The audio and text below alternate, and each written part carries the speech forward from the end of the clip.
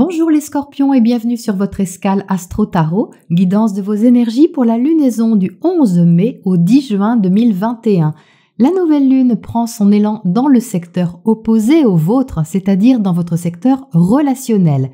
Conjoint, partenaire, associé, toute personne qui est symboliquement face à vous, avec qui vous interagissez, prend ici une impulsion nouvelle. Ça peut aussi, en miroir, correspondre à la façon dont vous vous positionnez face à l'autre.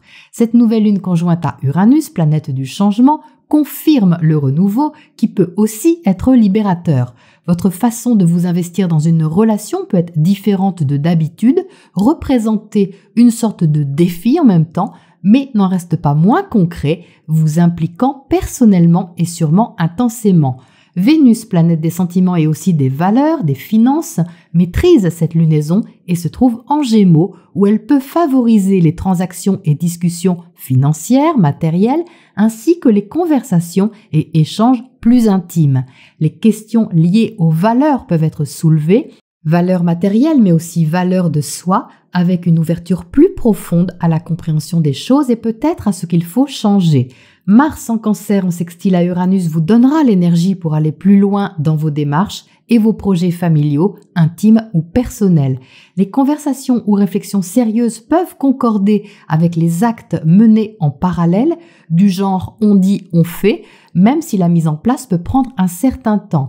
C'est donc l'ambiance de fond qui va se déployer sur tout le cycle. Dès la première semaine, vous pourriez donc ressentir cette impulsion, avec le 17 mai, une décision solide et affirmée pour changer les choses. Le trigone du Soleil à Pluton apportera en effet une forte volonté. Les 19 et 20 mai, le réalisme sur vos sentiments ou ce à quoi vous tenez peut conforter votre ressenti ou vos espoirs secrets et vous inciter à passer une étape et aller peut-être plus en profondeur. Alors ça peut chuchoter assez intensément, d'autant plus que Mercure va ensuite, dès le 22, commencer un carré à Neptune.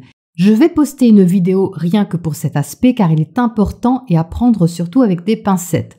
En effet, la planète de la communication tentera de dialoguer avec la planète du mystère, du rêve et du silence. Donc, vous aurez sûrement envie de comprendre franchement, et franchement, ce ne sera pas simple de percer les secrets et de savoir ce qu'il en est.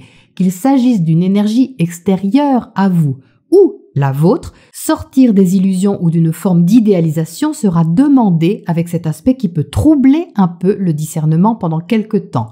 Le 26 mai, la pleine lune, éclipse de lune dans l'axe Gémeaux-Sagittaire vous mettra en face de vos attachements affectifs, matériels, mais aussi vos principes habituels qui demanderont peut-être ici à se transformer. Jupiter fera une timide entrée en Poisson et ça peut vous donner un avant-goût de ce que vous avez à lâcher pour pouvoir accueillir plus de confiance d'un autre côté. Observez ce qui se passe autour de cette date, en vous surtout, mais évitez toute décision radicale ou précipitée vu que Mercure va rétrograder juste après la pleine lune. Donc vigilance sur les derniers jours de mai car vous n'aurez peut-être pas toutes les données sur la situation. Par contre, la remise en question, le changement de fond qui vous concerne sera lui davantage mis en lumière même si c'est secrètement. Cela ne vous empêchera pas d'être motivé par vos idéaux avec sûrement des actions menées dans ce sens. En juin, du 1er au 6, la volonté sera plus forte, voire tenace, avec de l'espoir pour faire avancer une thématique relationnelle. Une action radicale autour du 5 peut faire avancer les choses, mais restez prudent à cause toujours de ce carré de Mercure rétrograde à Neptune que je viens d'évoquer. Cet aspect vous invite vraiment à infuser les choses plus qu'à les exprimer. Il faudra donc faire le tri entre ce que vous pouvez vraiment pousser un peu plus loin et ce qui doit encore mijoter et surtout être éclairci pour éviter les erreurs de jugement. Le conseil de cette nouvelle lune en Taureau est donc de rester pragmatique et posé pour éviter de se tromper car le virage à prendre peut être important. Voilà les scorpions pour votre météo astro et on passe au tirage pour les précisions.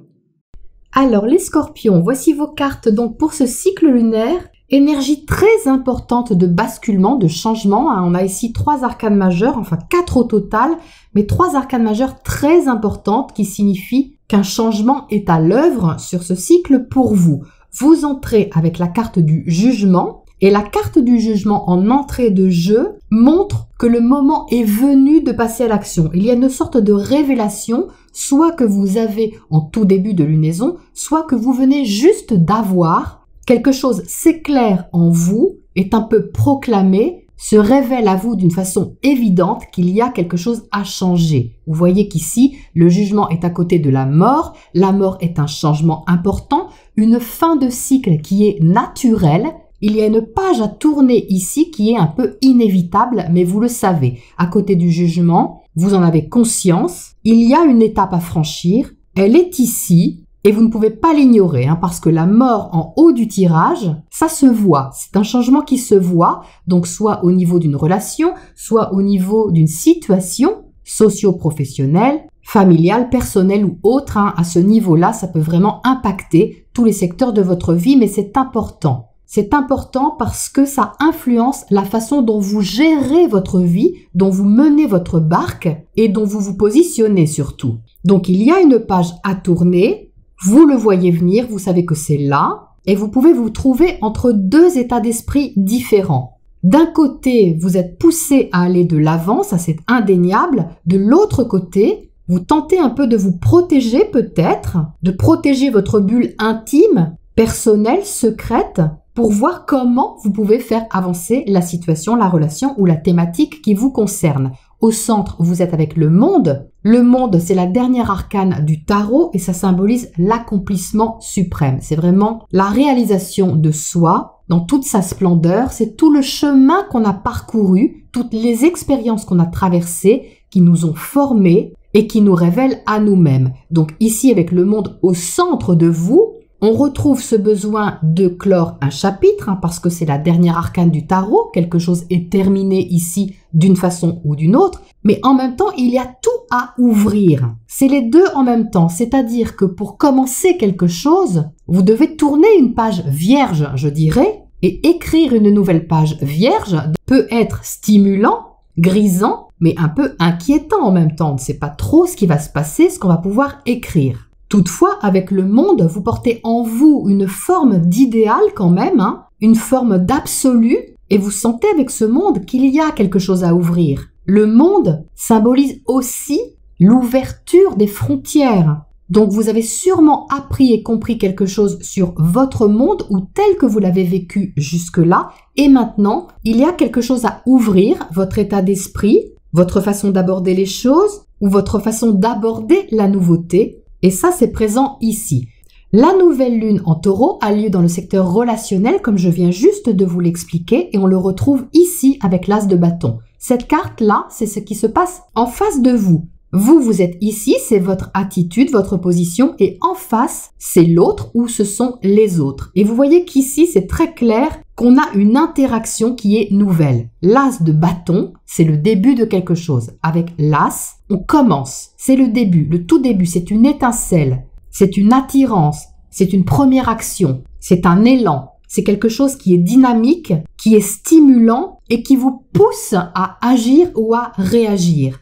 Et vous voyez que là, vous êtes ici avec le 2 de bâton. C'est vous qui répondez à l'as qui est en face. Donc ça vient bien, vous voyez, de l'autre, ou des autres au sens large. Ce n'est pas forcément votre conjoint ou partenaire de vie, ça peut être un ami, ça peut être le secteur relationnel au sens large, sous forme de clientèle, sous forme de groupe. Mais vous avez une énergie qui est face à vous, qui vous stimule à changer quelque chose et à vous positionner. Vous êtes ici avec le 2, donc vous répondez, vous êtes dans une approche qui est tournée quand même vers l'extérieur. On vous demande quelque chose ou la vie vous demande quelque chose et vous répondez, vous agissez ou vous vous positionnez. Il se peut ici qu'avec le monde au milieu, ça vous paraisse éloigné justement de votre monde habituel ou de tout ce que vous avez connu jusqu'à maintenant. Ça n'en reste pas moins stimulant, mais ça implique que vous ayez à changer votre angle de vue sur les choses, à transformer peut-être une façon d'être, de faire ou de vous investir au sens large dans une direction donnée. Et c'est là justement qu'il y a un recul à prendre pour voir de quoi il est question et pour bien aussi infuser les informations, la situation ou la proposition qui vous est faite ici. Et ça, on le retrouve, vous voyez, tout en bas. et il y a une différence d'énergie entre cette rangée du bas et le haut du tirage. Je dirais même qu'il y a une différence de température quelque part, parce qu'ici, on est quand même dans quelque chose d'assez froid, comme une sorte de réserve, une retenue, que ce soit simplement par vos structures habituelles ou que ce soit par vos principes, peu importe. Et en haut du tirage, on a quelque chose de plus chaud avec une mise en action qui est demandée. Donc ça peut tout simplement vouloir dire, les scorpions, que vous pouvez vous montrer un peu frileux d'un côté, même si vous savez pertinemment qu'il y a des choses à mettre en place pour évoluer et pour tourner cette page, quelle que soit cette page. Vous êtes ici avec 2 4, le 4 de coupe, le 4 d'épée. Les 4 sont par définition des énergies qui sont stables. Vous voyez, le 4 c'est carré, c'est comme les 4 pieds d'une chaise, hein, on tient bien, ce n'est pas bancal et c'est rassurant. Par contre, ça ne bouge pas. Il n'y a pas de surprise avec le 4. Et vous voyez qu'ici, avec le 4 de coupe, il peut y avoir une sorte d'ennui émotionnel, hein, parce que les coupes sont reliées aux sentiments et aux émotions, ce qui peut vouloir dire que vous avez envie d'un côté de sortir d'une habitude. On le voit ici avec le 2 de bâton, vous réagissez, vous vous positionnez, et que c'est pas forcément facile non plus. Ça représente d'une façon ou d'une autre peut-être un défi, et peut-être que vous ne savez pas comment aborder la chose, tout simplement. Donc voyez qu'ici, avec le pendu, vous êtes invité justement à lâcher prise et à prendre du recul pour ne pas vous précipiter. Donc là, le message est très clair, hein. Entre le pendu et le 4 d'épée, vous êtes vraiment invité à prendre le temps d'infuser les choses et de voir aussi ce qui se passe en vous, hein, parce qu'ici, c'est vraiment votre sphère intime, privée, et il y a besoin ici de voir clair, presque de vous retirer pour faire le point, en quelque sorte. Le 4 d'épée, lui, symbolise le mental. Donc avec le 4, on a besoin de repos, on a besoin de se ressourcer et on a besoin de stabiliser son esprit. Vous pouvez donc retrouver ici quelque chose qui vous demande d'aller de l'avant avec un besoin de réflexion en arrière-plan que vous jugez nécessaire. Peut-être aussi que la situation vous sort de vos principes habituels, hein, c'est ce que je disais en intro. La pleine lune va justement souligner ça. Donc c'est évidemment porteur d'évolution, hein, parce que quand on sort de ses principes, c'est souvent très positif et ça permet de ne pas stagner justement ou de rester dans des conditionnements habituels qui vous rassurent parce que c'est connu. C'est confortable, c'est connu. Or ici avec le pendu, on vous demande d'avoir un autre regard sur les choses. Vous voyez que le pendu a la tête en bas. Il voit donc les choses sous un autre angle et peut-être un angle qu'il n'avait jamais vu jusque-là. Et ça, c'est déclenché par cet as de bâton qui est là, c'est-à-dire que c'est l'autre, d'une façon ou d'une autre, qui déclenche un processus d'évolution. Donc ce n'est pas du tout grave de prendre du recul sur la situation, bien au contraire, je vous y encourage, surtout qu'avec Mercure rétrograde, il est quand même déconseillé de se précipiter dans les décisions. Mais ça n'empêche qu'il ne se passe pas rien pendant ce temps-là, hein. Au contraire, le processus est en route, la machine est lancée, si on peut dire, la graine est plantée et vous allez pouvoir, pas à pas, avancer vos pions. Alors, il s'agit peut-être d'un seul pion pour l'instant, puisqu'on a le valet de Pentacle ici. Le valet de Pentacle relié aux énergies de terre confirme qu'il se passe quelque chose de concret, que vous êtes invité à faire une mise en place concrète des choses, mais c'est tout petit. Avec le valet, c'est le début. Mais c'est normal, hein, on a l'as de bâton ici, vous ne pouvez pas vous engouffrer dans quelque chose. Surtout s'il y a une page à tourner qui n'est pas évidente. Donc, avec le valet de Pentacle, vous posez une pierre.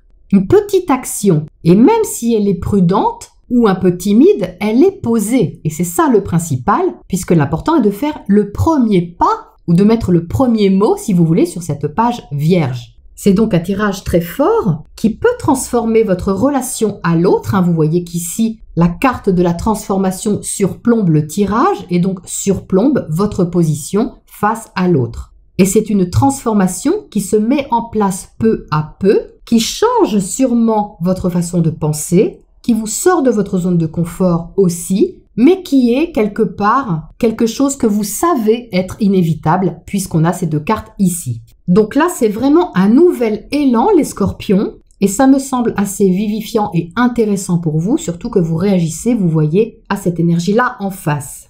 Alors, on va éclairer tout ça. Qu'est-ce qu'on a à côté de ce 4 de coupe pour commencer ici?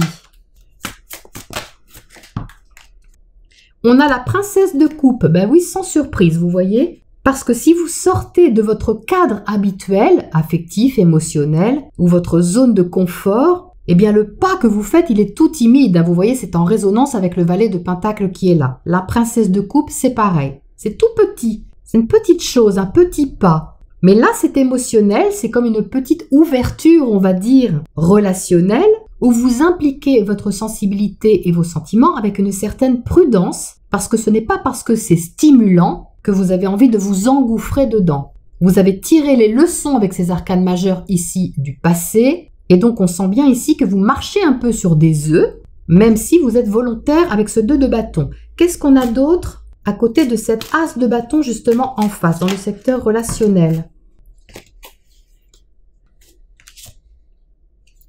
Ah, on a l'as de pentacle, donc ça c'est magnifique. Et ça correspond complètement à l'énergie de la nouvelle lune en taureau, une énergie de terre. C'est-à-dire que non seulement c'est stimulant, mais comme je vous le disais, c'est concret. Donc ça peut vraiment être un nouveau départ, une nouvelle proposition ou une nouvelle façon de vous ouvrir à quelqu'un ou de vous ouvrir aux autres. Vous pouvez poser une action dans ce sens, quelque chose que vous n'avez jamais fait avant.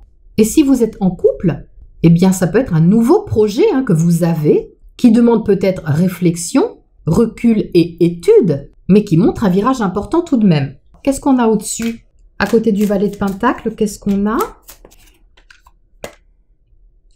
On a le 3 de Pentacle. Donc ça, j'aime bien parce que c'est vraiment une énergie constructive. On n'est pas ici dans le fantasme, dans le rêve. Il se passe des choses concrètement dans la matière. Par contre, ça prend du temps. La mise en action demande une collaboration. Là, vous n'êtes vraiment pas seul, les scorpions. Il y a vraiment une interaction avec l'autre ou les autres, une mise en commun de vos 2 énergies pour en faire une 3e, qui à elle seule a sa propre particularité. Donc, il y a vraiment une mort et une renaissance ici. Il y a les 2 en même temps. Donc, ça m'a l'air assez important pour vous, les scorpions. Qu'est-ce qu'on a comme oracle conseil pour terminer là-dessus? Alors, on a ici et maintenant. Donc ça, c'est très bien parce que ça confirme vraiment le besoin de prendre du recul et d'avancer presque un jour à la fois, je dirais. De ne pas faire trop de plans sur la comète, de voir trop loin, mais de faire chaque jour un pas de plus, même s'il est tout petit, pour vous diriger, vous voyez, vers cette sortie qui est lumineuse ici. Mais c'est même pas une sortie, parce que je ressens même pas l'enfermement dans votre tirage. C'est vraiment une phase à clôturer, une autre à ouvrir, qui est très concrète, qui demande à être stable, parce qu'avec la Terre, on est quand même dans quelque chose qui tient la route, qui est solide, qui est durable. Mais vous ne pouvez que commencer par le commencement. Vous ne pouvez faire qu'une chose à la fois, et cette carte conseil vous ramène justement au présent. Votre présence à vous-même, votre ancrage, sans que vous vous projetiez dans les mémoires passées où vous pourriez ressentir du regret, du remords ou autre, sans vous projeter dans l'avenir que vous ne pouvez pas deviner, ni même anticiper trop longtemps à l'avance, mais d'être simplement dans le présent avec des choses simples, concrètes, qui vous aident aussi à respecter votre rythme et à laisser se décanter ce que vous ne pouvez pas forcer. Donc c'est un très beau tirage les scorpions. Je vous souhaite une belle mise en route, une renaissance motivante et je vous retrouve bientôt pour la prochaine escale.